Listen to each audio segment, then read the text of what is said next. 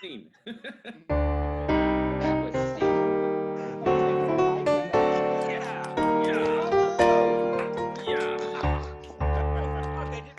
We going? Me?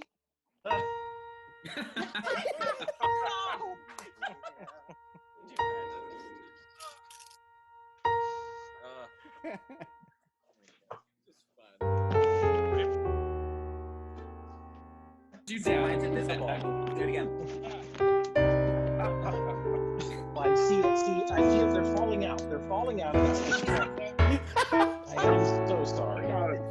Okay, last time I promised. Okay, we got Wait, 35 you know what I'm minutes gonna left. do? Oh, good. Those aren't the words. Those aren't the words. You know, the I4 ISO might be done. And the quarantine's over. They might still get us. Oh, that's good. Can you hear me? Yes. Am I coming in clear? Mom, I hear it.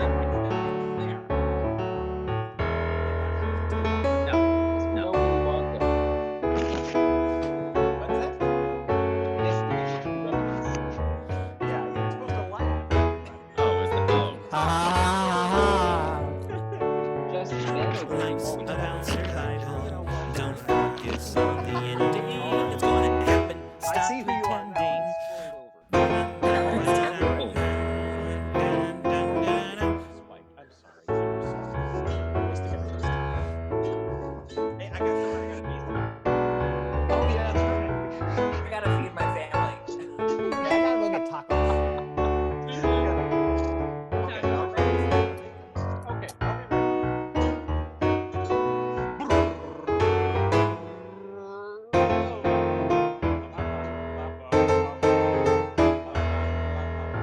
I am sing perfect harmony. So many sights to see, and I'm sure that we're using one.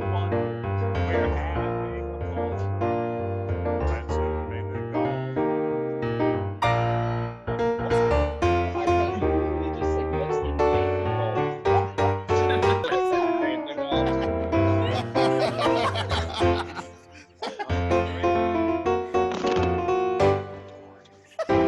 You know, everyone's looking at me. That's the point. Oh, but now everybody's looking at Josh with those nice little ears. See, I'll be your distraction. Everybody, thank you. Everybody look at us. Are we ready?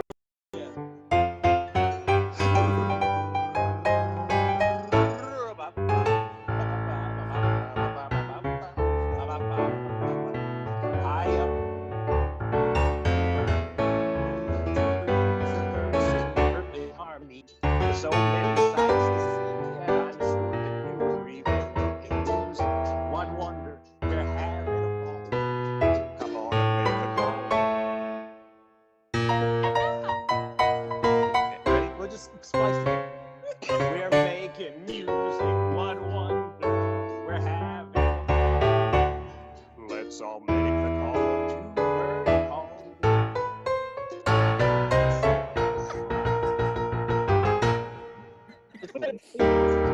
Getting late. It's not even 8 o'clock. Yeah, I know what I'll do. Oh, these- Last time. Ready? Okay, just everybody say goodbye.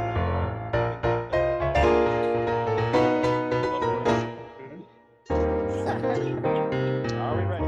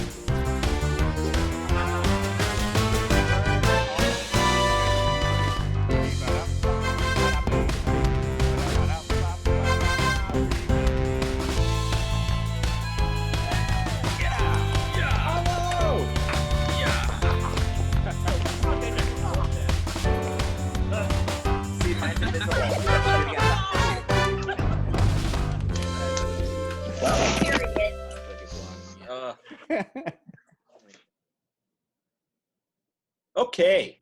Hi, everybody. We are live. We're going to do our first ever virtual bird call live table reading of the episode The Flightless Marauders. And we've not filmed this episode yet. We were supposed to film it this spring and then quarantine. So everybody's going to log on right now. I'm so excited to see everybody. We haven't seen the cast in a while, so this is going to be fun and probably a little off the rails, but that's fine. That's what we do. We'll have everybody log in, and then once that gets started, we'll read through the episode. Scott Hune, who plays Foul Al, is going to actually sing the theme song with his ukulele, so that'll be fun. And then we're going to take the questions that you guys sent in, and we will answer them as best as we can as a group.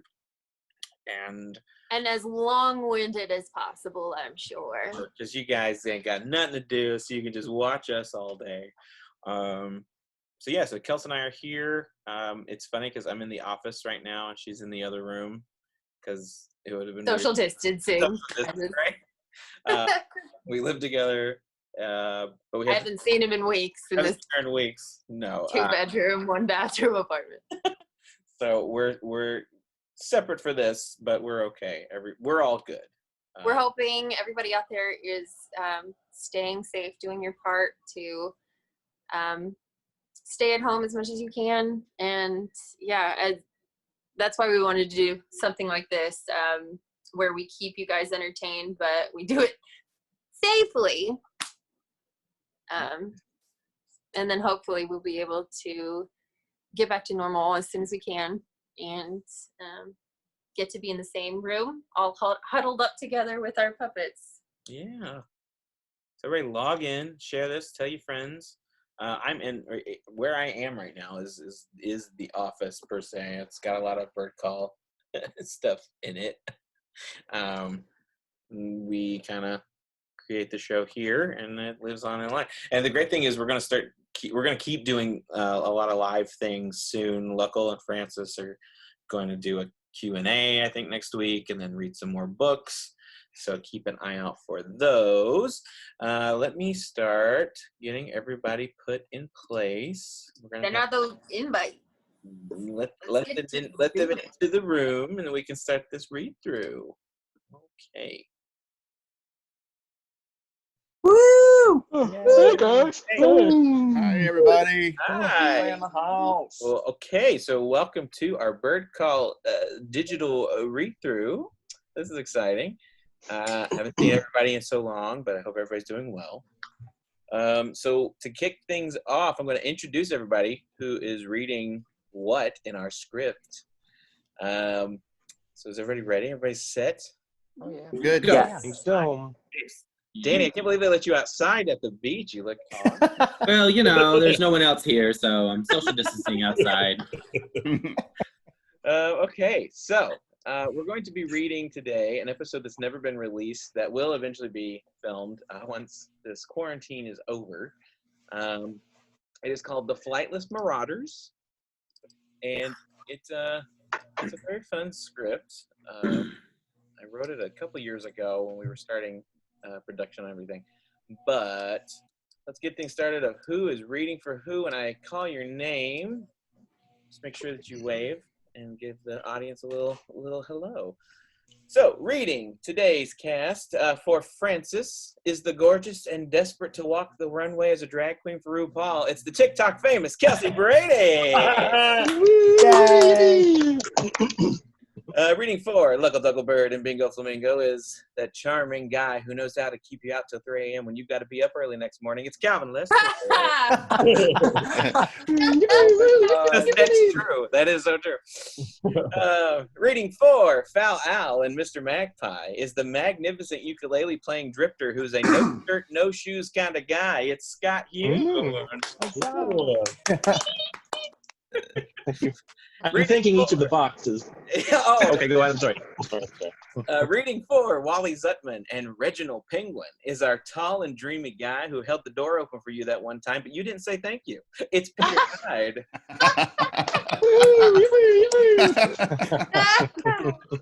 Reading 4, Mr. Chicker is the Illinois sensation who helped you move into your new apartment and then bought you lunch after you said you were going to treat him. It's Mr. Luke Gertis.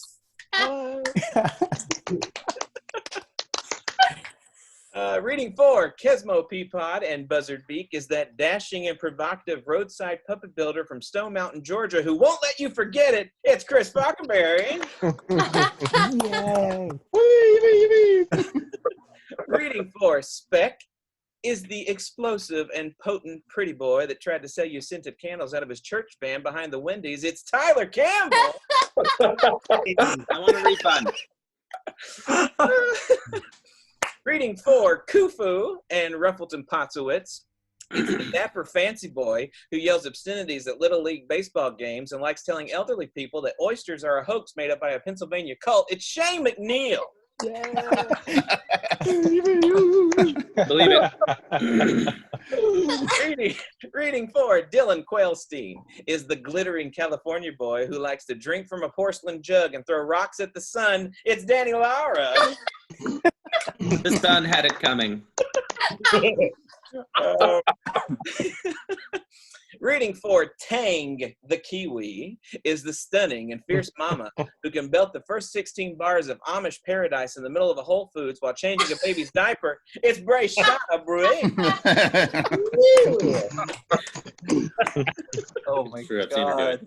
Reading 4, Nina the Penguin is the abundantly ambidextrous beauty who will knock your lights out with one swing while reading your kids scary bedtime stories. It's Julie Dansby.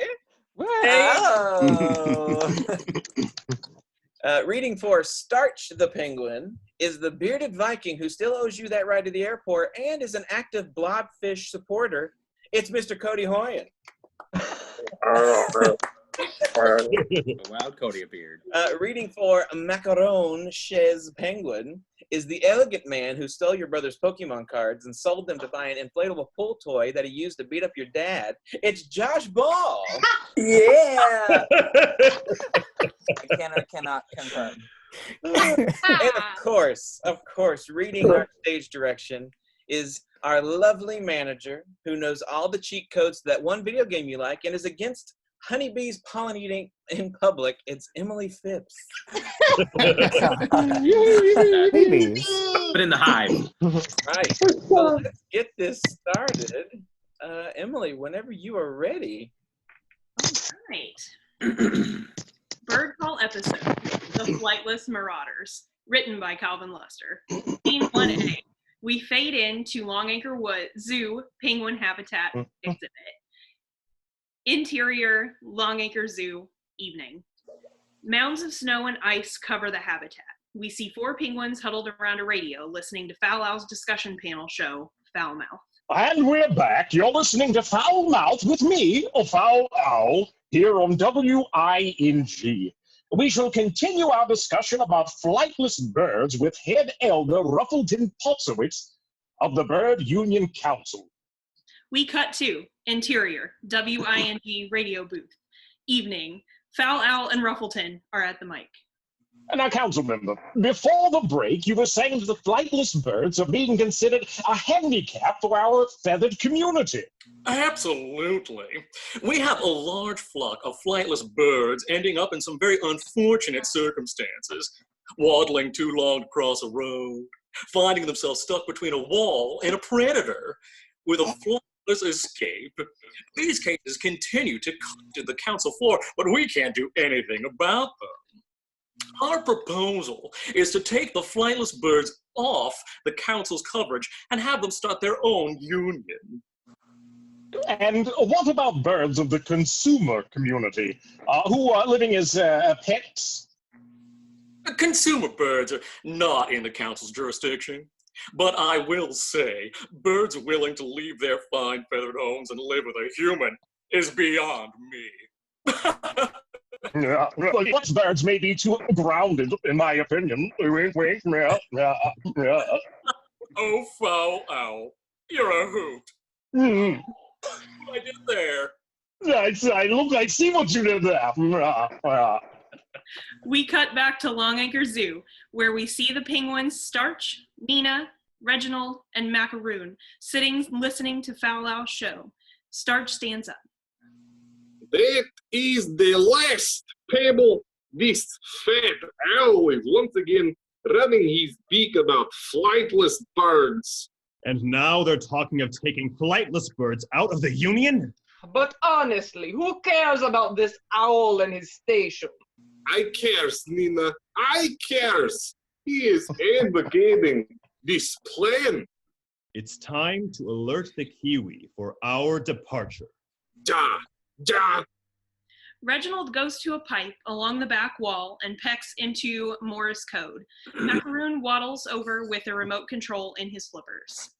Monsieur Starch, the drones are ready for flight. Thank you, Macaron. Now all we need is the Kiwi. A metal door along the back wall dramatically opens.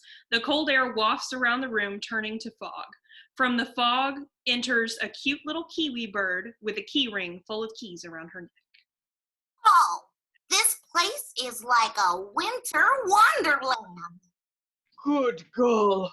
What is that thing? I'm a kiwi bird, you flipper flopper. I had no idea fruits could be turned into birds. You're an idiot. The penguins get on top of the drones and begin strapping onto them. Why are you trying to escape the zoo? It is not escape. We are flying on these drones to WING and taking those erratic birds hostage for bad beaking flightless birds on the air. So, a bunch of penguins are gonna fly on drones to attack a radio station because they made fun of them for being flightless? It is the perfect plan. Reginald pulls out a satchel. And don't forget your weaponry, penguins. Reginald pulls out a large fastened safety pin. You're using safety pins? It's time we take our leave. Thank you, Kiwi, for breaking us free. Would you like to join our fleet? Oh, I most definitely do! Oui, oui, mon amour. Tang jumps onto the drone with Starch and Nina. The drones begin to rise off the ground and hover. Great. A bunch of penguins and a kiwi. What should we call our little gang? We are the Flightless Marauders.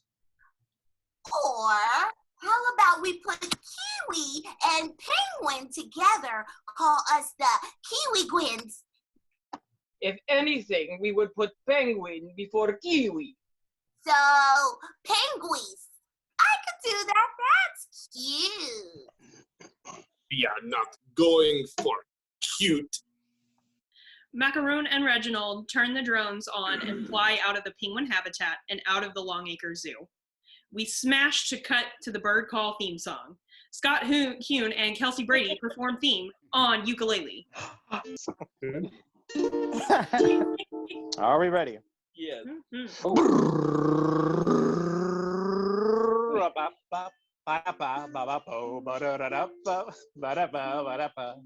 High up in the trees, we birds sing perfect harmony. We hoot and howl and screech, it makes us who we are, I preach. We're making music, what wonder, we're having a ball. Go on and make the call. Ah, two bird call, ba-da-bee, ba-dee-boo, ba-dee-ba-da-ba, ba-da-bee, ba-dee-boo, ba-da-ba-da-ba-ba-ba-ba, bee-bee-bee. Yeah! Yeah! Oh boy. Okay. Scene 1B. We fade to interior, WING lobby, the next day. Mr. Chicker and Francis are holding a morning meeting with Fluckle, Speck, Kesmo, Dylan, Kufu, and Mr. Magpie. Okay.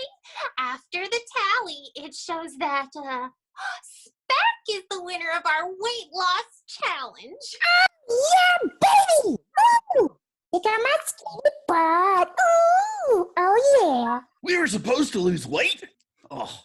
Now, how is this even fair? Speck is so small he practically weighs nothing already. Mm-hmm. Jealous. Magpie, you didn't even participate. No, but I had every intention to. Ugh.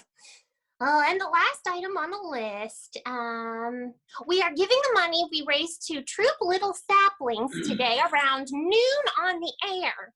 Foul Owl, are you set to host this segment? Foul Owl's not here. Dylan, call Foul Owl and see where he is. Yay, another fun job for me. Dylan goes to call Foul Owl. The birds slowly disperse. Okay, that's it. Let's have good shows, good news, and good weather. Right, Khufu? I'm reporting about the pigeon massacre that happened last night. So, there's always the weather. What do you know? Partly cloudy. Yay. Khufu goes to the radio booth as Francis follows. He's so unsettling. Chicker goes to his office. Hey, Franny, I could host that charity segment if Foul Owl isn't going to show up. I know, Luckle, but Foul Owl is one of the troop sapling chiefs. Oh, we would crush him if he didn't give him the check. Wait, Foul Owl is a sapling chief to the little sapling? Oh, yeah, he's been doing it for years. We flash back to Foul Owl in his sapling chief uniform with the little sapling troop in the forest on a tree branch. All right, who can tell me what kind of tree that one is? Foul Owl points to a tree off camera, accidentally knocking a smaller bird off the branch. We hear a small thud below. Yo, Jimmy? I'm fine. Now, little saplings, what does our survival handbook say about these situations? Don't tell our parents. Very good. We flash back to present day in WING. Wow, there's still so much we gotta learn about Foul Owl. Dylan hangs up the phone. All right, everyone. Foul Owl said he's on his way. So can we do the check giveaway thing? Thanks, Dylan. We'll talk later, Luckle. Francis continues to the booth, joining Khufu. Scene 2, exterior, Wally's backyard, day. The two drones carrying the penguins and Kiwi slowly descend in front of the nestling mast and hover in front of WING. We cut back to interior, WING lobby. The wind from the drone's propellers whips into the station, causing papers to fly everywhere. The penguins and Kiwi jump into the station. Chicker, I think that troop of kids is here. Chicker exits the office and sees the penguins and Kiwi. You're early. Well, hello, little fellas. So, are y'all the little sapling troop? Nina slaps Chicker. Ow! Shut your face. We ask the questions. Who are you? Nina slaps Chicker again. Ow! What did I just say? We are the Flightless Marauders. A stinger plays, startling the birds. I thought we were going for penguins. No. Penguins first. Oui, that was the decision. So we are the penguins? Aw, the penguins, that's adorable. It is not adorable. That's why I think we should go with penguins. Works But better. do you hear how stupid that sounds? Yeah, it does sound pretty stupid. Agreed. What is all this? Nina slaps Chicker again. Ow! No questions. I'm tame. I'm a kiwi bird. Can't fly and stuff. And we're holding you guys hostage. Hostage? By you little cuties? Penguins, weapons. The penguins pull out the fasten safety pins. Make sure the safety is off. The penguins unfasten the safety pins and point them at the others. Oh. Whoa. We mean business, no? No? Just the one you call fat owl. Fat owl? Starch points the pin closer to Luckle's beak. So you know him, no? No. Bring him to us, you blue gangly poof. If you do not turn over the owl, things could get nasty. What kind of nasty we talking about here? Oh, the stupid one makes me angry. Hey. Well, Al is on his way, and we can figure this out. Fine. Until then, keep your wings where I can see them. The one day I show up to work early. The birds lift their wings as the penguins and kiwi move in with their pins. Scene 3, interior, WING radio booth, day. Khufu and Francis are in the booth. Khufu is on live, reporting news. There were 14 pigeons attacked last night, with only 3 surviving. Once the Condor cops arrived to the scene, the cats left no evidence to pursue a case. Now the weather. It's partly cloudy today. The booth door swings open as Luckle, Kesmo, Dylan, Speck, Magpie, and Chicker enter the booth, stepping backwards. What are you all doing in here?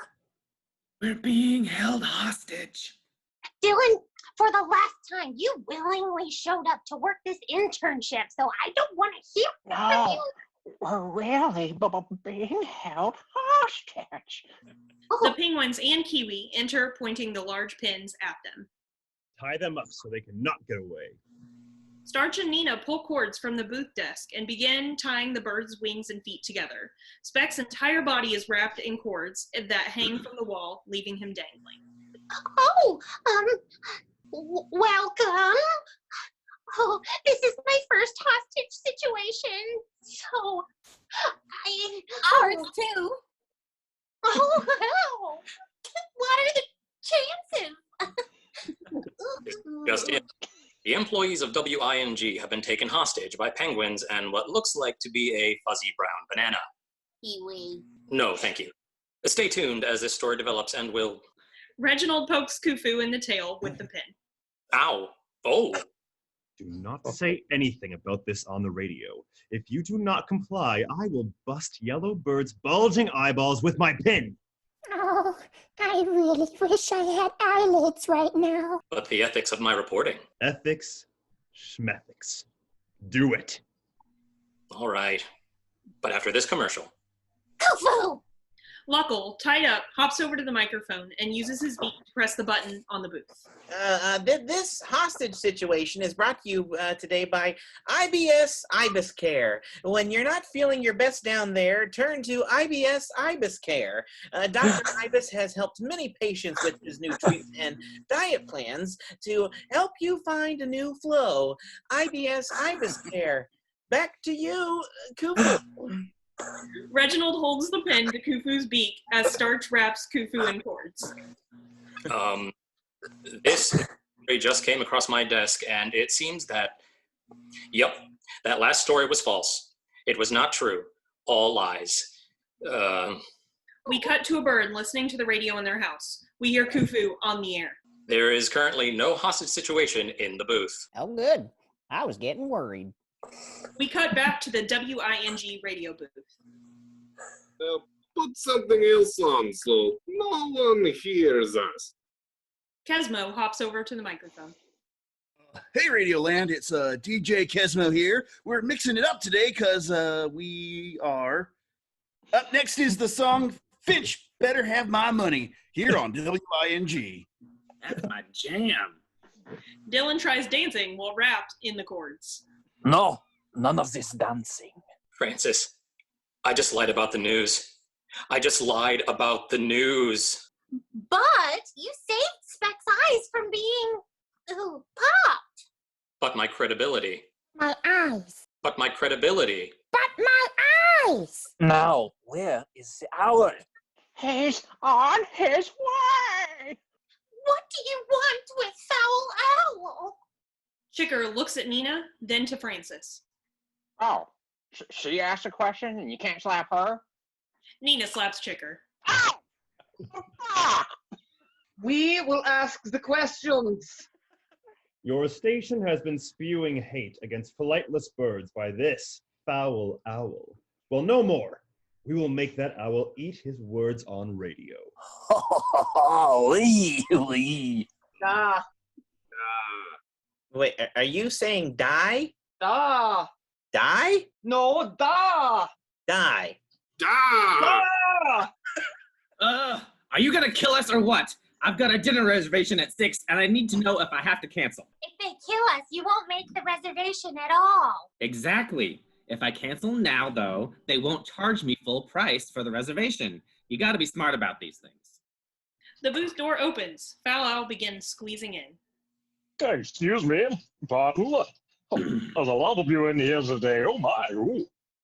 Foul Owl Yeah. turns and comes face to face with the penguin's sharp pins. Foul Owl turns, seeing everyone tied up. What's all this? Who are they? Your fan clubs. Da. Die? Die? See, it kinda sounds like they're saying die. I solved it. Macaroon grabs Foul Owl and we fade out. Scene 4, interior, WING lobby. The entire station is now beginning to look frozen as Nina turns the thermostat temperature to 20 degrees. We see the birds, now with Foul Owl tied up, still in the booth, now shivering. We hope you're enjoying the permafrost. Look, if we're gonna be on a team, we have to agree on a temperature setting. I'm freezing. My waddle's just an icicle at this point. Jigger's waddle is completely covered in ice. Oh yeah? My cloaca's frozen shut. Think about that. Penguins, Kiwi, please understand that my views are my opinions. I don't make a final say on what the council votes for. But you are promoting their views, so. That's my opinion. You don't understand. Penguins symbolize purpose and order. And kiwis. So do kiwis, I think. We are the spirit animal of renewal. So if the owl doesn't do as we say, we will ground this incongruous radio station. We're using our drones to lift your pathetic little radio station off this mast and drop it on the ground. Well, thanks a lot, Foul Owl. But this isn't my fault. You know, I warned you guys about all this. Kesmo, how in the world would you have warned us about this specific situation? We flash back to Kesmo and the others in the lobby months ago. Penguins and kiwis, dude. You gotta watch out for them.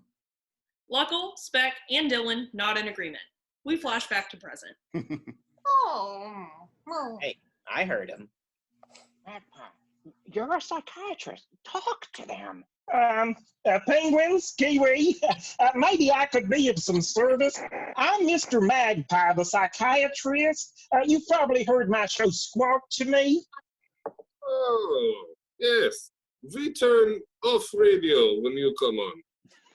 Now, how about we talk through this whole situation? I can tell there's a whole lot of outrage being provoked with this Foul Owl thing. Let's do some breathing exercises. Maybe try some positive affirmation that would help you release your anger. We'd happily release our anger on you. Oh, goody. Let's start. Or we don't. I don't think it'll go the way you want it to. The phone in the booth rings. Go on, answer it. Dylan, could you be a pal and answer that? Oh my god. Ugh. No funny business. Dylan, tied up, hops over to the phone. Nina stands by Dylan, pointing the safety pin to his head. WING. Dylan speaking. What? We cut to interior, Wally's bathroom. Day. Bingo Flamingo and the plastic flamingo Fickle are sitting in Wally's bathtub full of bubbles. Oh, little Dylan, I'm calling to talk to Magpie on his show. I've got a problem I'd like to talk to him about. We split the screen to both calls. Dylan changes his tone, trying to hint to Bingo he's in danger. Bingo, my best friend. I'm just here in the booth with everyone. Wait. Best friend? Really? I mean, I knew we were close, but besties? Well, pop a bubble. Are you free to hang out or something right now? I don't know. It's your call. I'll just be here. Okay, goodbye, Bingo. Thanks for calling, dear friend. Oh, my. Dylan hangs up. Bingo grabs Fickle. Looks like we've got a new bestie. A lawn gnome bubbles up from underneath Fickle. Fickle, you didn't tell me Pat was joining us. We cut back to interior, WING radio booth. Who was that? Oh, this flamingo that calls in all the time. He's nobody. All right, Foul Owl. It's almost showtime. What's it gonna be? What do you mean? You're gonna get on the air and tell listeners that you and that head elder were wrong. But I can't do that. Potsowitz wouldn't approve. We don't care what this Putz tits say. This is our station now. We make the rules. We are the Flightless Marauders. Penguins. Penguins. See, it's still cute. Penguins, cute. I can relate to you guys. I can maybe fly up to 6 or 7 feet in the air, but not for very long. I have to take an elevator to get up here every day. I can't go flying with these guys unless someone wants to carry me. I'm never doing that again. But it's not a downfall. It's just who I am. I learned to accept that, and some of us can fly and some of us can't. Is this like the moral or something? So please, just let us go. We then hear a knock at the booth window. We cut to see Bingo and Fickle waving outside the booth. Yoo-hoo! Hello in there, and let me in. Let me in. We cut back inside the radio booth. Who is that?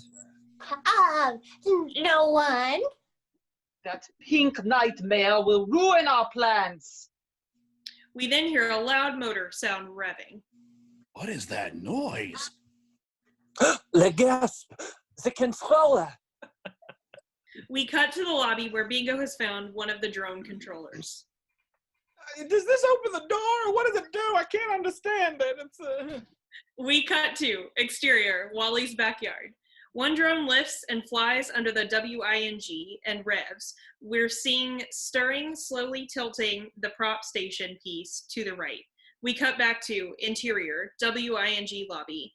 The entire station is tilting to the right, causing everyone in the booth to lean right. Stop! Stop it!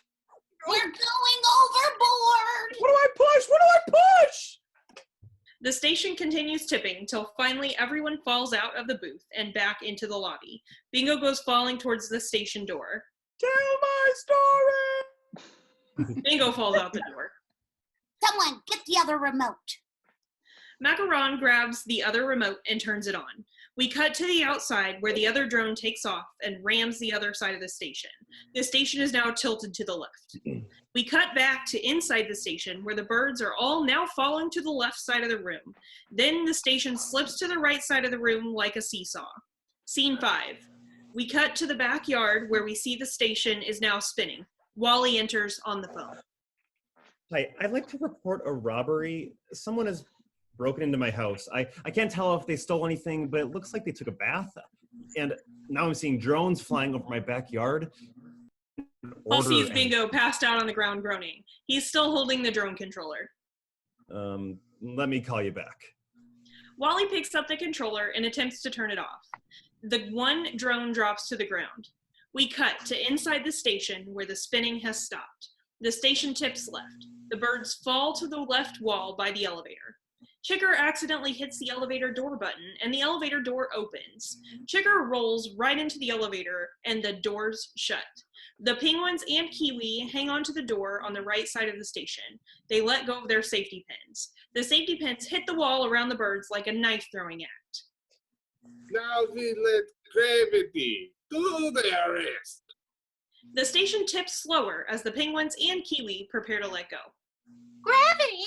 Cosmo, you want to win that weight gaining contest? Hop to the other side of the station. I'll try. Hurry, buddy. Your flap could save us all. Cosmo hops across the station with all his might and miraculously causes the station to tip to a neutral position. Hey, hooray! Hero. Elevator doors open and Chicker hops out. You did it, Cosmo. Now I'm jealous of your bod. Everybody, look, we still have a problem. Those penguins look angry. Just then, the troop saplings enter. Greetings. We are Troop Little Saplings.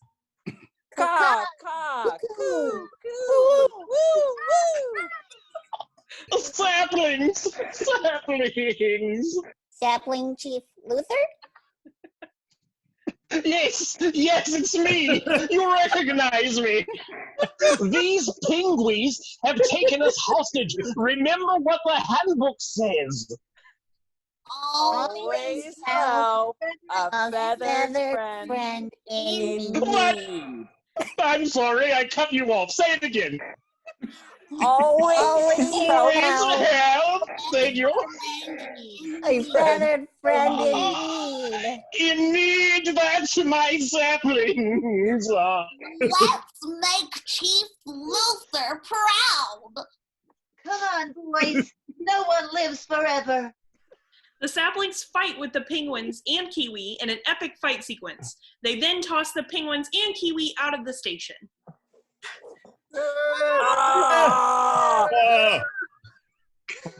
Saplings! Caw! Coo! Woo!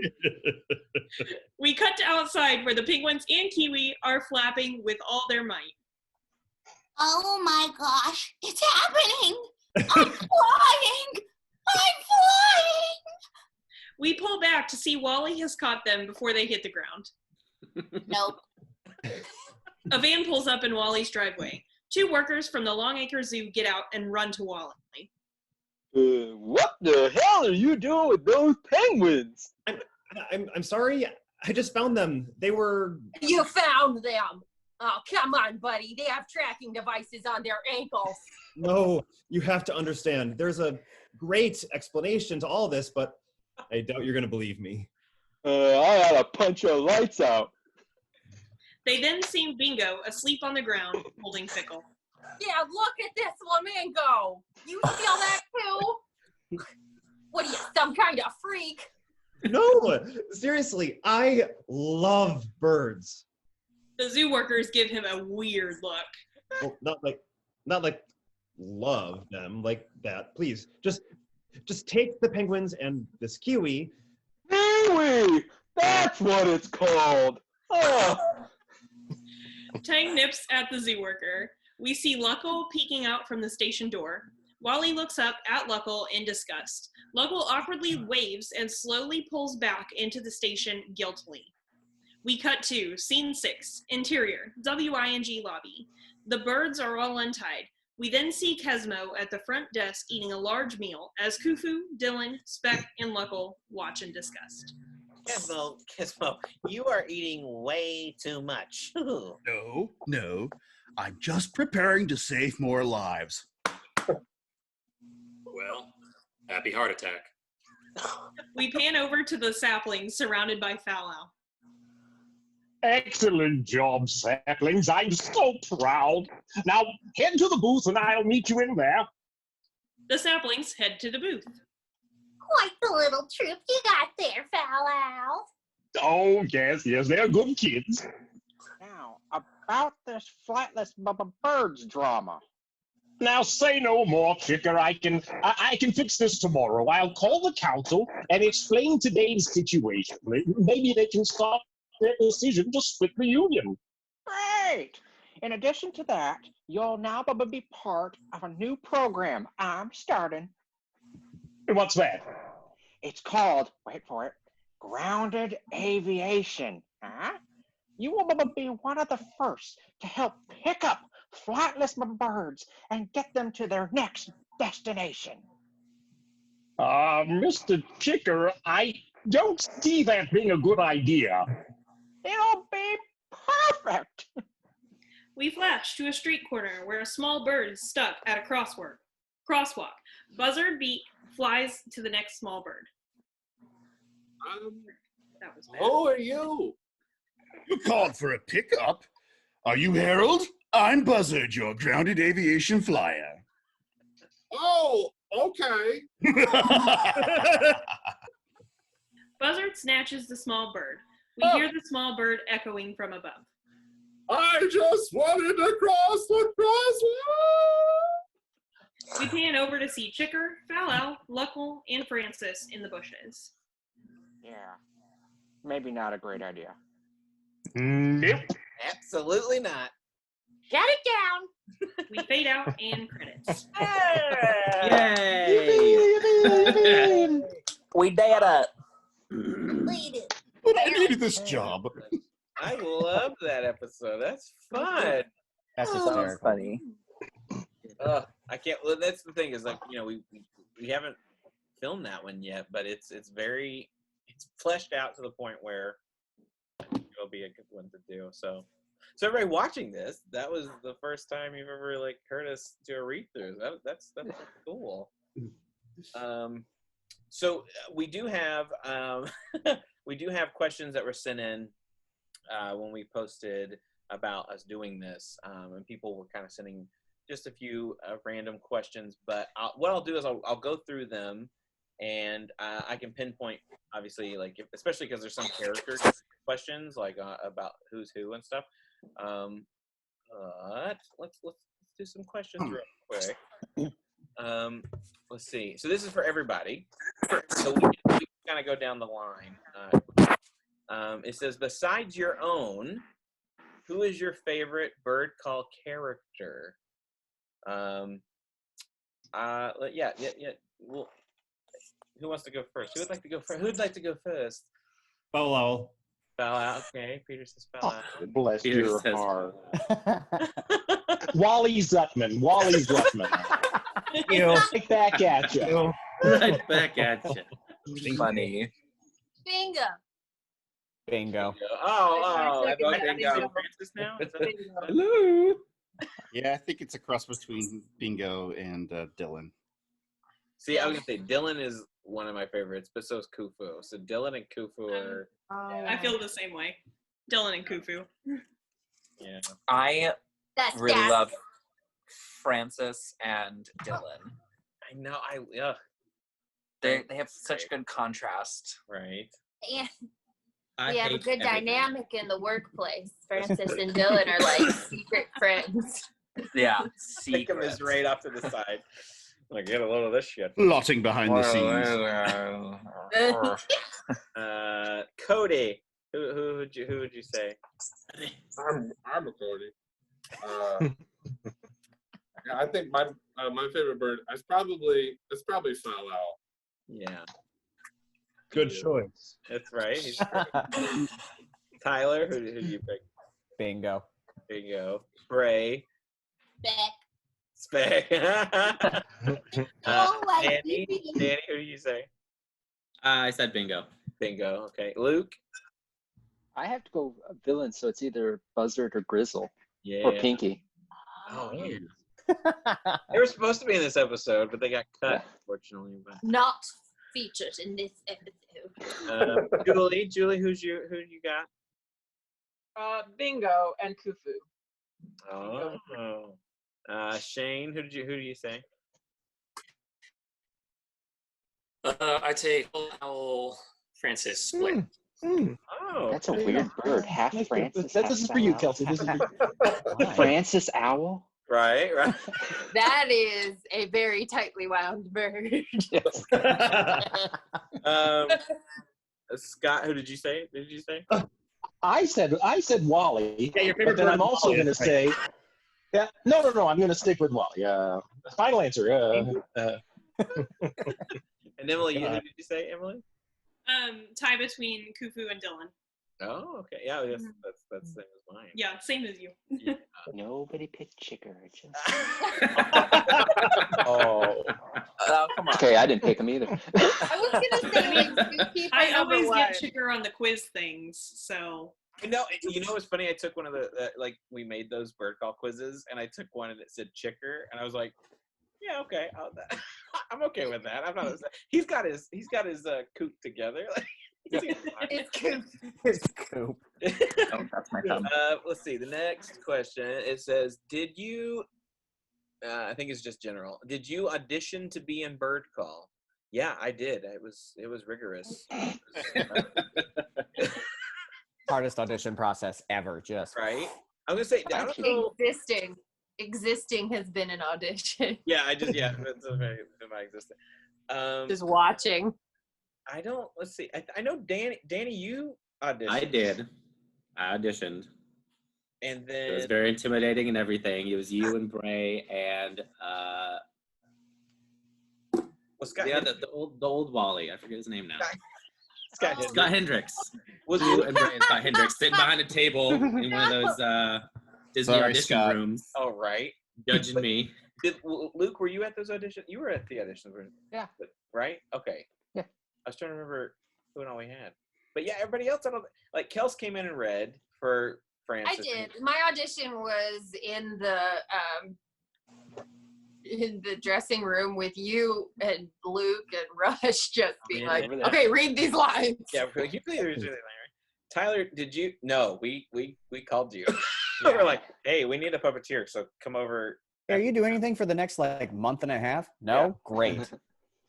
And I started off as just a builder, and then I got asked to be a backup person, and then I just kind of got put into the role. That's true. So, Because Scott was going to, because Tyler Bunch was originally playing Foul Owl, Muppeteer, Tyler Bunch. I'm gonna say hi to Tyler. Hi, Tyler. Hi, Tyler. Oh, the other Not Tyler. you, Tyler. The other Tyler. I'm sorry. Yeah, because Scott was building for us, and then was. I was going to be the right hand. Yeah, Foul Owl's right hand with Tyler. Yeah. And then I read Tyler couldn't make it to one of our read-throughs, so I read Foul Owl, and then Tyler became and then we unavailable the last minute. This guy. Yeah, that's what it was. I read very well. I mean, you changed the character. Let's see. Oh, Peter. We have a question for Peter. Peter, how much are you like Wally in real life? Well, okay. I think kind of a lot. Yeah. I don't study birds. Right. You just I'm easily excitable. And Wally 100% is. Yeah. I think that there's quite a bit. I think Wally's a little bit more actually dramatically excitable, but yeah. I do think we have a lot of similarities. I agree. I completely agree. And we both wear glasses. You look just like him. I look like him. You look just like him. Just like him. It's crazy. It's crazy how much I get. All the time I'm on the street, people will be like, "Oh, is that Wally?" Oh my God, is that Wally? Is that right? Your JC Penney's, you're like, "Oh God, again? Oh." I just want to shop for my birdwatching clothes. God. Yeah. Oh. Why are you dressed like a tree? I'm more like a tree than I am like Wally. You're the best tree I've ever seen in my life. Thank you so much. For everyone watching, he's 6'4".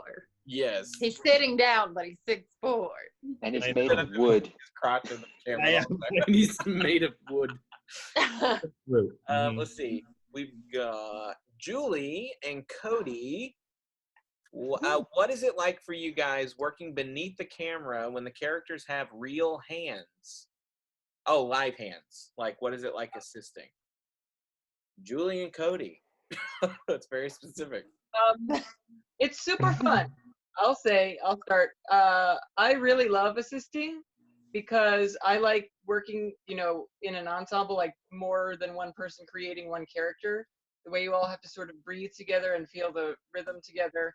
And assisting, you kind of go into this sort of Zen mode where like your character making brain is sort of secondary to someone else's because they're leading, but then you just sort of feel their flow and you go along with it, and it's really cool. It's really cool. Cody, what do you? Yeah, no, I agree. It's very much about the flow and like getting in sync with the other person. And I really like doing live hands. What? You said in sync, and I sang bye bye bye. That's all. You know, I like doing live hands. I think it's a lot of fun to help put those extra subtle nuances to a character that you can't always get with arm rods. Plus, I know a lot about what it's like to not have control over your hands, and it's nice to put that out there for other people. That was good. I like that. I like it. They always come in handy. Oh my god. No. All right, we're done. It's it. Muting. Let's see. Didn't go anywhere. Oh, this is who builds the puppets for Bird Call? That would be Hey, Falconberry and Hune. Falconberry and Scott Hune. Do you want to? And Kelsey, the pups, yeah, the Chicker Jr. Chicker Jr. Builds like all the props and everything too. The stars of all the videos that they're in. And Shane McNeil does the shadow puppets for us. Yeah. Do you want to elaborate on that, Annie, Scott? No. None. Oh my god. Well, so beautiful. Thank you. I don't know. They start with, Calvin has the characters all drawn out, designed. Sometimes he's given them to several different artists who've interpreted them different ways, and so it's kind of fun. It's been a while since I've made a Bird Call character, isn't it? Soon. Or hasn't it been? We'll get you. Okay. We'll get you. But yeah, it's just kind of looking at all these different images of the character and figuring out how they work as a puppet, work in 3 dimensions. It's fun. It's a fun process. Yeah. Beautiful. Anything? I'm sorry if that was a bad answer. Falconberry. It's kind of a broad question anyway, so you were good. Oh, thank you. Thanks. Yeah. Did you have any Falconberry to add? Not really. It's like it was just asking who makes the puppets, right? Yeah. I mean, yeah. Well, just thoughts on making them. Oh, okay. Well, I mean, I'd like to hear your thoughts. You've done a lot lately and do very good work. Yeah. Well, I have a artist background. I went to school for sculpture, so I see everything kind of in 3 dimensions. So when I take Calvin's artwork, I try to imagine it in 3 dimensions. It takes some time to figure it out, but sometimes you just got to do it. And once you start doing it and you put it together, it's a great process. I mean, anybody should try to do it. There's lots of patterns out there that'll help you, teach you how to do it. I suggest Project Puppet, which is a great place to start if that's something that they're interested in doing. The Pasha. That's right. Yeah. Pasha show. Pasha. That's where I got my start doing stuff. And now we've got, because I built the Kesmo puppet, the Speck puppet, the Buzzard puppet, Poe puppet. Am I missing one? Khufu. Yeah. So, yeah. And they're all very Cool how different you looks. both have your own styles of Mhm. doing things, but they come out just like the sketches and the concepts and stuff. True. Let's see. Calvin. Which? I was like, That's you. That was me. It says, which character do you like writing for the most? I will be honest, I really love writing for Falao and Khufu. Those two, it's funny because they're so easy to slip into. Because I get the when you write for Chicker. I think Chicker's writing is probably my favorite. Are you happy now? I do. You don't write anything. Save. You know what happens with Chicker a lot when we write these things? It'll kind of start off and I'll go, okay, so we need somebody that can almost be the whipping boy, and we go, oh, Chicker would be perfect for this. And because his reactions are so funny, and Luke does such a good job of like that hardcore, it makes me laugh every time. I think physical comedy, Chicker's funniest. When it comes to the pompousness of Falao, that's always fun to write, to kind of that broad brush stroke of like his It's like he has a thesaurus open when he talks. And then Khufu's just bland nature is just. I always love writing that. Let's see. Yeah, especially like in this episode when he's like, "There's always the weather." Stop. Here's a question for Scott. Does Foul Owl really hate Luckle? That's an interesting question. Right. I don't think he hates him. Yeah. I think there's as we found out in the award-winning Bird Call the Musical, you won awards, right? Did you get the? Yes. Oh, there it is. That's the award. It's a major award. A Gile.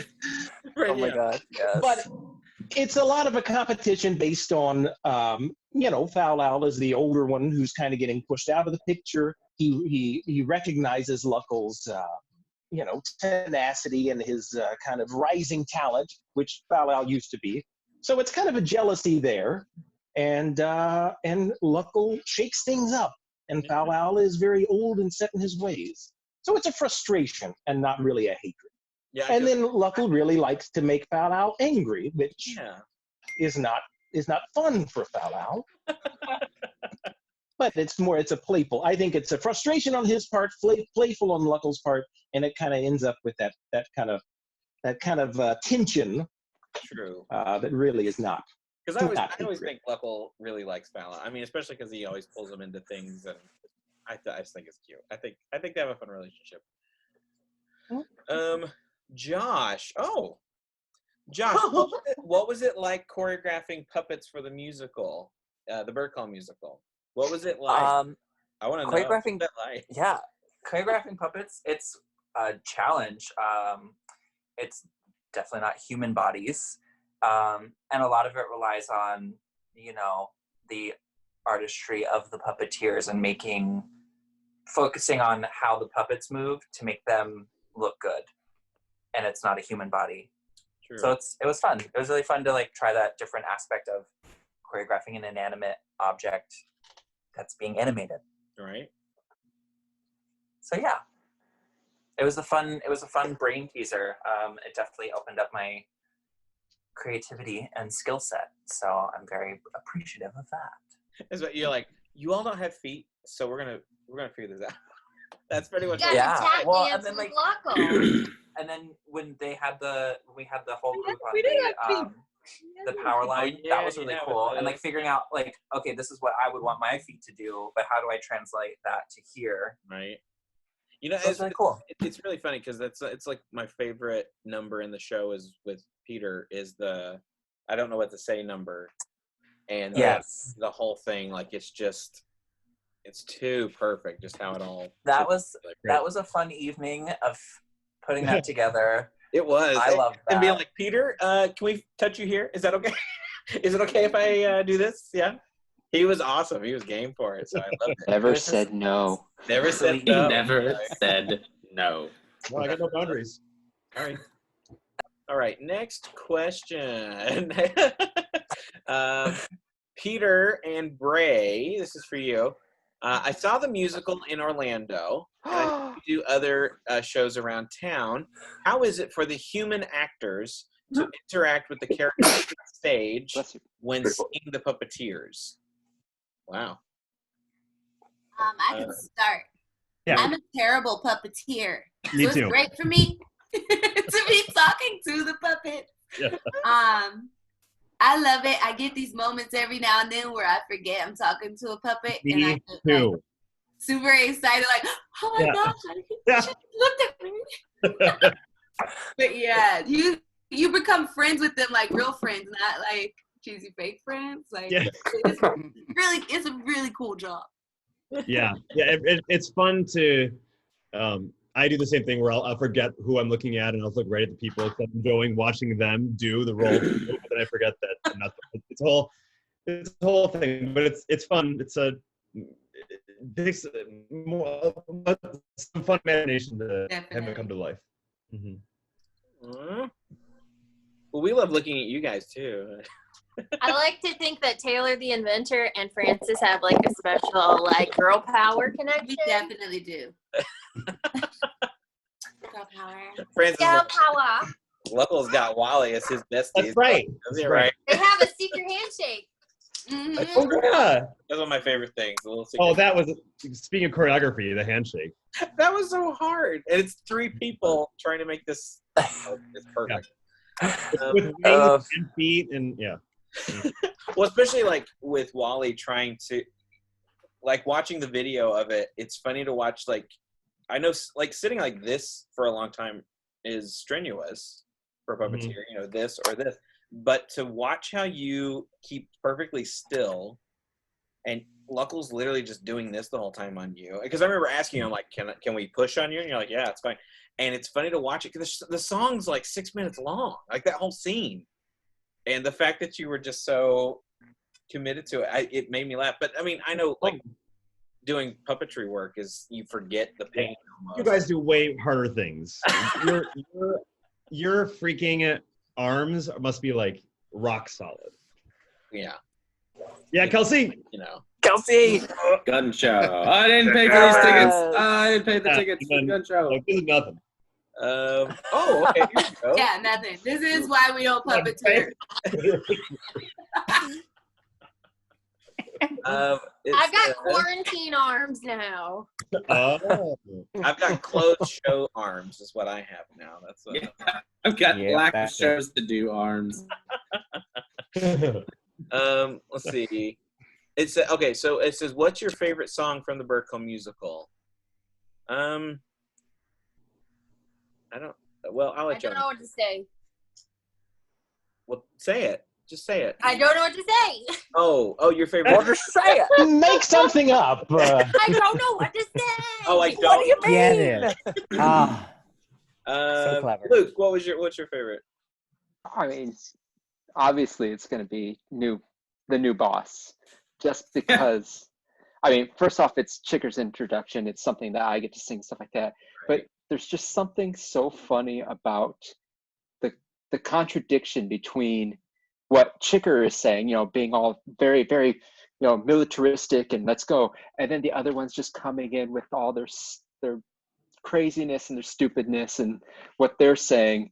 There's like that whole part where, you know, Chicker sings and, you know, they're like coming, like, you know, now I'm blanking on the lines, but they huddle around him and he's like, this ain't no sing-along. And it's just so funny to me, and I love that song. I love performing. You're it every fun to time. watch. Oh my God. Yes. You Oh my the God, you're so chicken pot good. pie- the chicken pot pie part for me. Oh, that's so funny. Goes through the pie, and Peter came out with the little legs that dangle. Yeah. Like the first time seeing it in front of like the rehearsal mirrors, I was like, Yeah. oh wow! Like and it was a fun song to do. Yeah. Change the Code is fun too. Change the Code's fun. I think Change the Code might be my favorite. Yeah. Might be my favorite. My favorite, Yes. lyrically and just the melody line is Songbird. Mm-hmm. Mm-hmm. Eat that song. I wrote It that. just does it for me. Very dark place, so you know. Well, I love sad. I love sad. It'll make you cry. It's one of those songs you listen to when you're in that place and you're like, he knows me. He knows I'm going through my life. I'm in the place. What would be your Scott? Oh, was trying to think of a good answer. I don't want to say all of them because that sounds like a cop-out. But I was driving recently and I put on the Bird Call album just for fun, and it brought back so many memories. And just of doing the show, of recording the album, it was a happy time. It was a happy time. Remember when we could all like be in a room together? Remember those days? I don't remember that. So long Those were the Forever. days. I know. But okay, I'll say this. If I can't say all of them, I do like the little mega mix at the end. Because I feel like we've fallen in love with the songs through the show, and then it's just one after the other, and it's just a happy, fun way and uplifting and energized way to end the show. Yeah. So how about that? The medley at the end. Well, especially the last show we did at the Ritz Theater. I remember tearing up when we started doing it. I was like, oh, I love doing this, and it was just like you said, it's happy. It's a happy cry. I think it was a happy. It's a mashup of everything. It's like It's a here's great what surprise. the song is, Yeah. or the show is. Cody, you got one?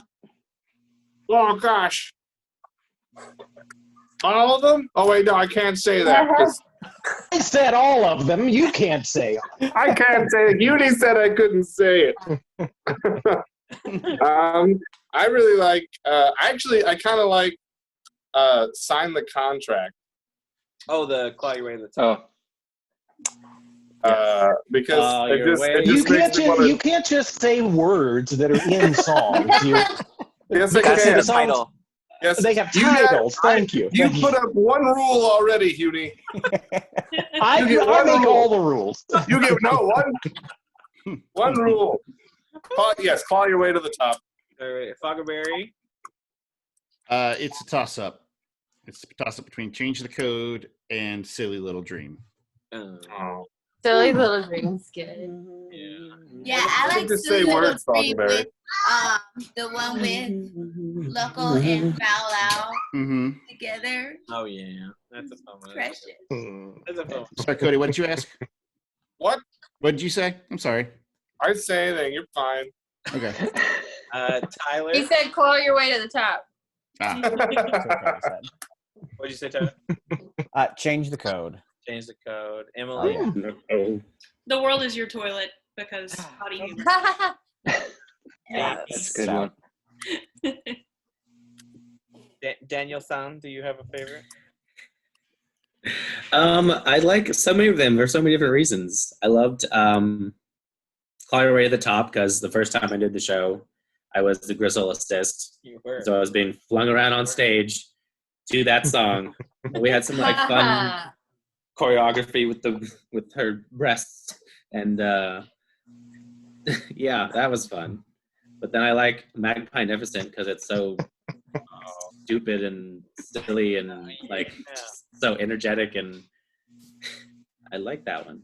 And then Songbird because it's really pretty, and Change the Code because it's fun.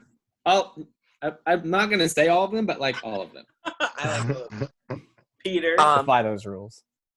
I don't know what to say. Yeah, that was fun too. Yeah, I like that one. Josh, what were you gonna say? Also, Bird Call of Death, fucking Barry. Yeah. At the very Oh, end. yeah. When I got to hear that in the recording studio, my brain like literally leaked out of my ears. I was like, "This is the best thing I've ever heard." Right? This is really gross. On the album. Buy the album. Available now on iTunes. Available now. I would have changed my answer. That's my new answer. I was thinking about it, and Paul said it, and I was like, you know what? I got to waltz with Falconberry, and like, that's irreplaceable. It's so good. Right? Because the next question was, can I get the soundtrack? There you go. Good news. You can. I have one more song. It's not in the musical, but it's in Adventures in Reading. Oh man, I just forgot. But fight off this. Holding out for a hero. When you're like, the ghosts. I love that. That one's funny. And we haven't announced it yet, but we're going to release that this, I think, next week for limited time, so people can watch it. Ooh. I'm excited. That's a good one. It's super cool. Such a cute show. Luke. Yes. Does Mr. Chicker have a Mrs. Chicker? Oh my. Why, yes, she does. Yes, she does. She does. She doesn't really define herself. No, Dolores. Dolores is his wife thing. Yeah. Well, at least we think so, because Chicker did give birth egg to Chicker Jr. So we're not really sure, but yes, Dolores is this spectral figure in his life. CJ calls you daddy, so. That's true. I'm a daddy, but That's right, daddy. I guess. I don't know. In my mind, in Chicker's mind, she's gorgeous, but who knows? Could be a mop. Oh, my daddy. Oh, my daddy. I mean, like, CJ came from somewhere, so. Right. He's on a stick. Explain the mop. You got a mop top. You look just like your mom. Oh, it's a Swiffer. Oh, you make me wet, Jeff. We've got Danny. Why is Dylan always so angry? Why? Yeah, why? Apparently, yeah. Look at him. Just look at him. Oh my god. He's angry for lots of reasons. He's not getting paid for one. So the unpaid intern. He's also got the whole Napoleon complex going for him. He's tiny and everyone's big, and so he's pissed about that. About things that he can't really change, but still gonna be pissed about him anyway. I like that. I don't blame him. I agree with him. Let's see. Bray, what is Taylor the Inventor up to these days? Oh. Taylor is probably still inventing stuff for reading now. But at a distance, at a safe distance. At a safe distance. Trying not to ruin things. Still inventing. Still inventing. Maybe she's in college now. She's gone back for her master's. She learned that there was something called an iPad. She went, oh, well, then never mind. My invention doesn't matter. Dr. Taylor. Right. Dr. Taylor. Kelsey, does Francis have a boyfriend? Excuse me, how very rude. How very dare you? I don't know. Maybe they're hitting on you. I don't know. I think she is a The next question is, do you want one? Right. I think she's a strong, independent woman who don't need no man. But if the right bird were to come along who supports her career, it could happen. Don't exist. They don't exist. That's what's up. Girl. That's what's up. She is very career driven and career oriented. So that isn't to say that someone special couldn't fit into her lifestyle, but Magpie. he's tried. My favorite moment from the first, I think it was the first musical, when she sings Fantastic, and he goes, and I think I'm falling for you. And she went, no. And it was just such a simple, nothing moment, but it made me laugh. It's like my standout. I think I'm falling for you. No. That was when Rachel did her Eleanor Roosevelt. Julia. Anyway, sorry to interrupt. No, let's see. Julia Child. That's true. It's kind of sound. Peter, did Wally and Harriet ever end up together? Did they not see the show? I don't know. Yeah, I mean, they did. Are they acting like they sustained? Did they last? Yeah, maybe. Is the question. Yeah. How are they doing in the quarantine? Yeah, how's the life? They're in their own separate houses. Oh. Hole in the fence going. Huh? Yeah. Social distancing. I guess like the nice answer is yes. They're right. I guess. I haven't Harriet in a while. Let's see. Buckaberry. Yes. Does Buzzard have a specific favorite roadkill?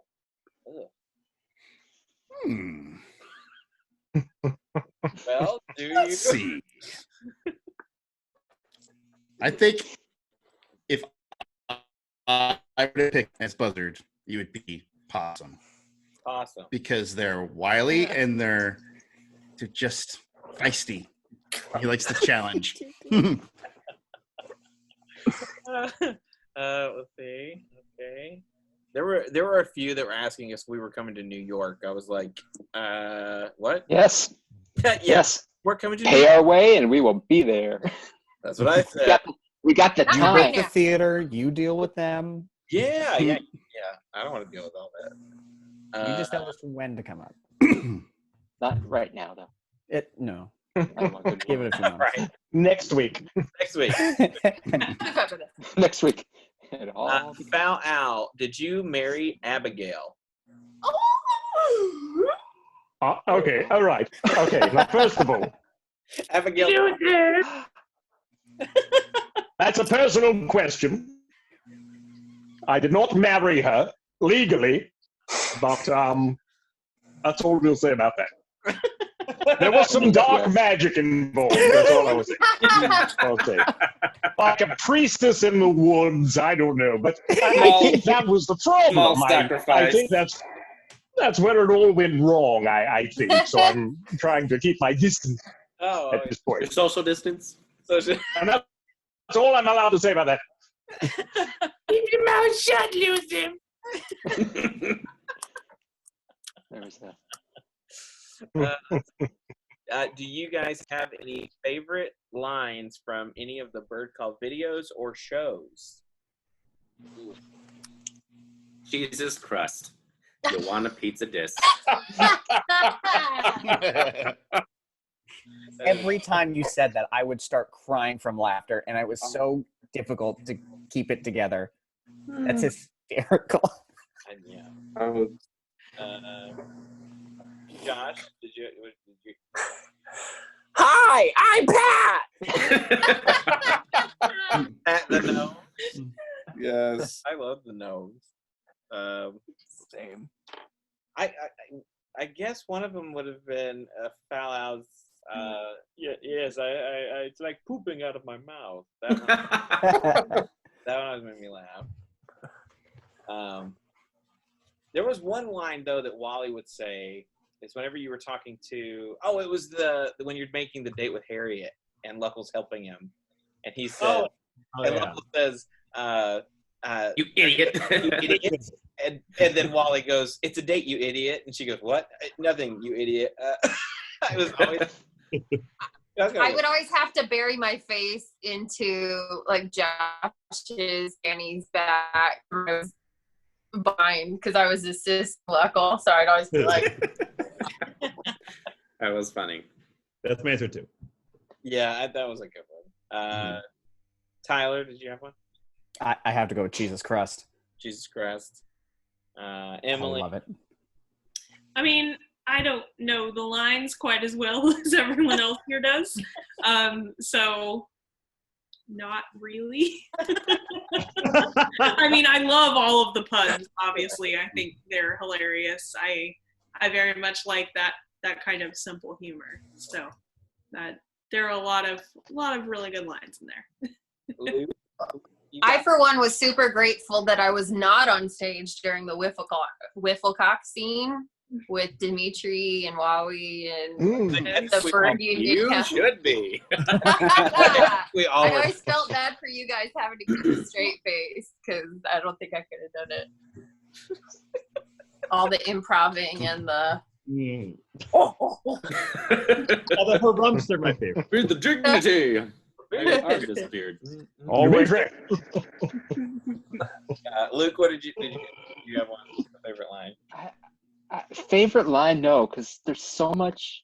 But besides Calvin's writing, it's real funny. But then, like when we get to ad lib, it just starts taking on a line of itself. So it's hard to pinpoint one or two.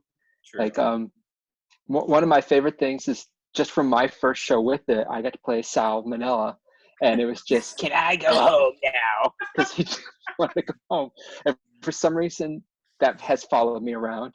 Or Kelsey said, like, trying to, like, hide her laughter. One of my favorite things is during the musical when we would do Change the Code, is that there was just one, like, Walla Walla section, and I don't know what it was, but I was just like, cock-a-doodle-doo, or something like that. Oh my gosh! And it got her every time, and I just Luke, like Mr. Chicker, having him share a little podium with me and having to listen to Luke do his improv Walla next to me, I was crying because I couldn't stop laughing, and I was trying to hold a straight face.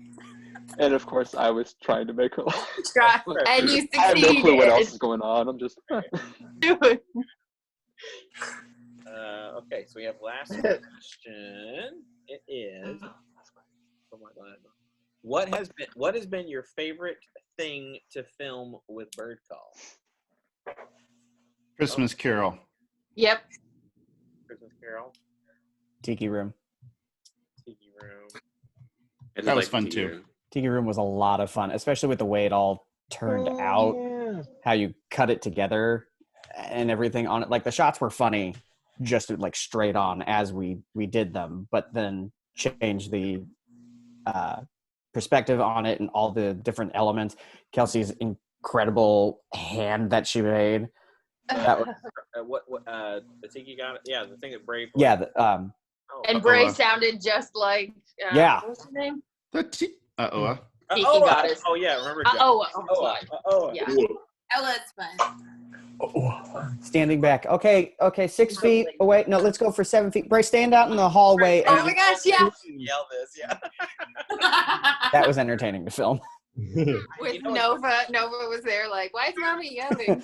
Mom's screaming. Why? This is her now. Same. It's not right. It's not right. It was definitely the most involved, like all around video that we've done. We all have it opened up our repertoire of what we can do. It was a learning curve, a huge learning curve. But I think since then, it's like, okay, this is what we can do. This is what we got. Let's just grow off of this. Well, and I love that somehow Fulton, Josh's character, became an actual like character that we were like, oh, this we can use him in other things later. That's great. So, like I really so like sad. filming the 12 Days of Christmas with Peter. I'm pointing at he's on my That was a lot. Yeah, I think you call it Wally's Bend other than the show. I was gonna say, yeah. Yeah. And that's the thing. Yeah, that was fun. We have so much still to film with Wally. Like I mean, obviously we can't right Yeah, now. that'd be great. Can't right now, but yeah. But yeah, no, I like the 12 Days of Christmas because the group shot with you and the bloopers of Luke with Chicker, and he's in the back and he's got the Christmas hat on and he keeps going, oh, the ball can hit my face. Oh. Awesome. Or when you were like, oh, where's my ornament? It was like, oh, it's the tree. Logo's like, yeah, the tree. The tree. It's the tree. Luke, did you have a favorite? Favorite one, because I wasn't there to film the Tiki or the Christmas Carol at all, which probably explains why it's everyone's favorite. The same way, Luke. No, but I did love filming the trick or tweet. Oh, yeah. When we were all like squished on the floor. Yeah, it was just everyone squished in the most ridiculous tiny space trying to get this shots and like. But if we have to say like my favorite thing that we've done across the thing is not filming but recording in the studio to record the album. Like for some reason that just hit every button and it was so fun and so exciting to do. It was. And it came out fantastic. And you can buy it on iTunes. Please buy it on iTunes. Thanks for the plug. Right. Scott, did you have a favorite thing that we filmed? I would say Tiki Room or Christmas Carol. I know everybody's saying that. Yeah.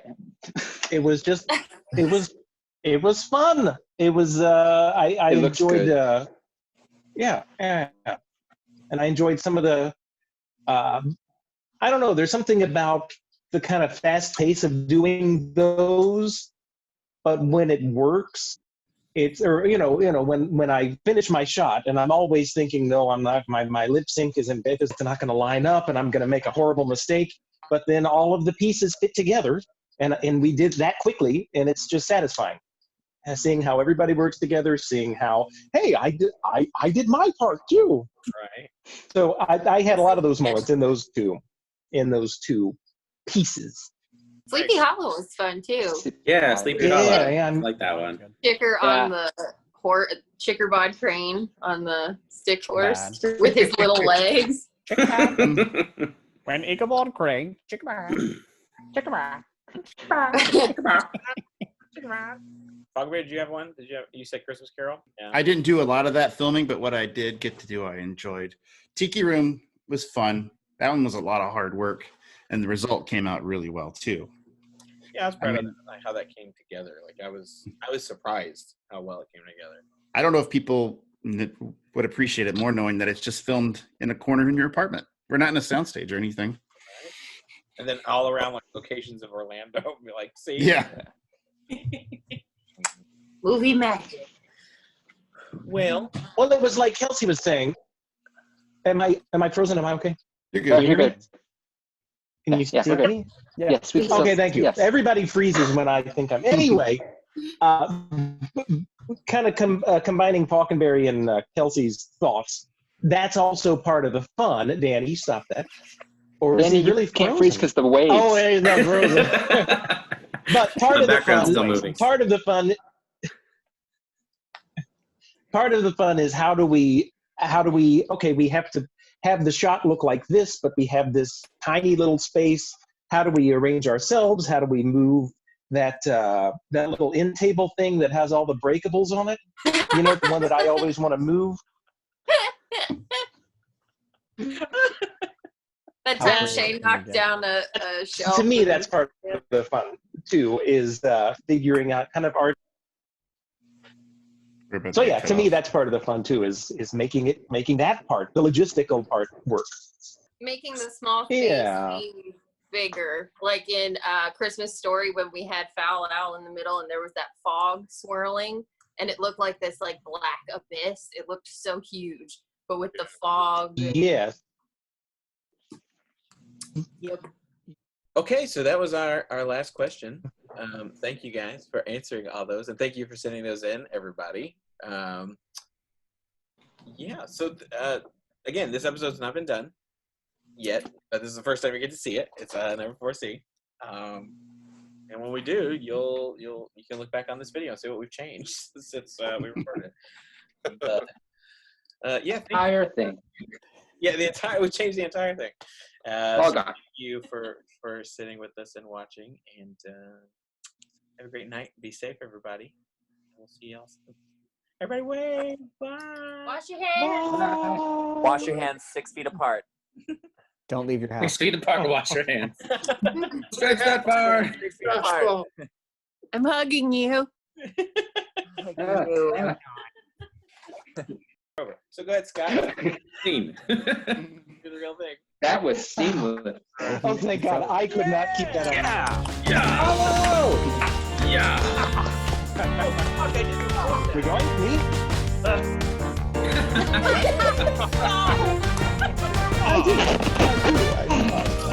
Who said that? I can't see everybody, so some of you who make comments, I will get back to you. I will find out who you are. You down. Do it again. I see it. I feel they're falling out. They're falling out, and it's distracting. I am so sorry. Okay, last time, I promise. Okay, we got 35 minutes left. Do? Oh, good. The motorcycle pump. Those aren't the words. Those aren't the words. You know, the I-4 eyesore might be done by then. And the quarantine's over. They might stay in. Oh, that's good. Can you hear me?